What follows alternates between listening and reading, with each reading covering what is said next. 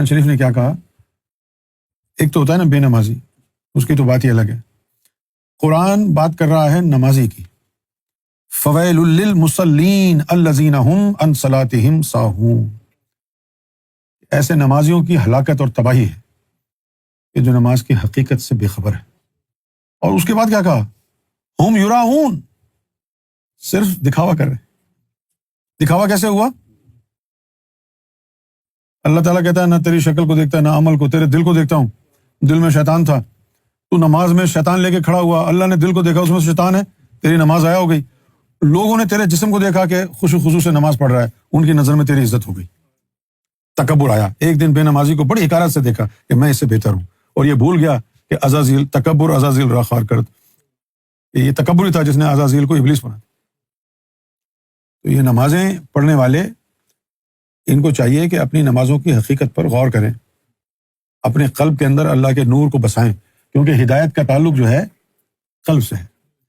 قرآن مجید میں سورہ تغابن میں 114 نمبر ہے آیت، اللہ تعالیٰ فرماتا ہے کہ وَمَن يُؤْمِن بِاللَّهِ، جو بھی اللہ پر ایمان لائے، یہدی قلبہ، اللہ اس کے قلب کو ہدایت دیتا۔ آج کے زمانے میں بس عبادات کو رسم اور رواج کے طور پر ادا کیا جا رہا، اس کی ادائیگی پر زور ہے، اس کی صحت، اس کی قبولیت کی پرواہ نہیں ہے۔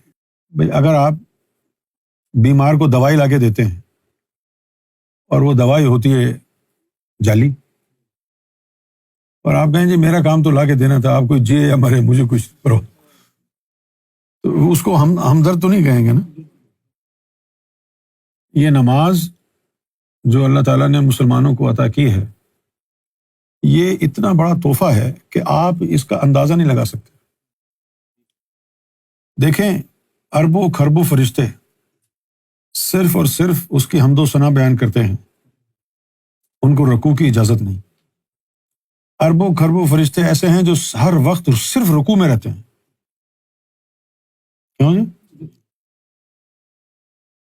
اربوں خربوں فرشتے ملائکہ ایسے ہیں جو صرف اور صرف قیام میں ہیں، کوئی ملائکہ ایسے ہیں جو صرف سجدے میں ہیں۔ اور رسول اللہ صلی اللہ علیہ وسلم کو اللہ تعالیٰ نے اس کی امت کے لیے ان تمام ملائکہ کی عبادت کو یکجا کیا اور نماز کی صورت میں بنا کے رسول اللہ کو تحفہ دیا۔ تحفہ کیا ہوا؟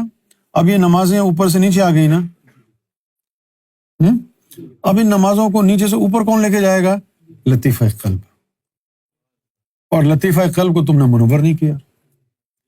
اگر لطیفہ قلب کو منور کر کے اللہ اللہ کر کے پھر نماز پڑھو گے نا، تو وہ برائی اور بے حیائی سے روکے گا۔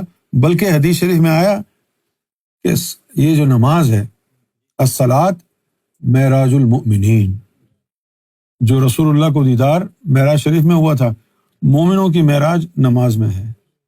اگر ان کی نمازیں درست ہو جائیں تو یہ برائیوں سے بھی رک جائیں اور ایک دن اللہ تعالیٰ کے دیدار تک پہنچ جائیں۔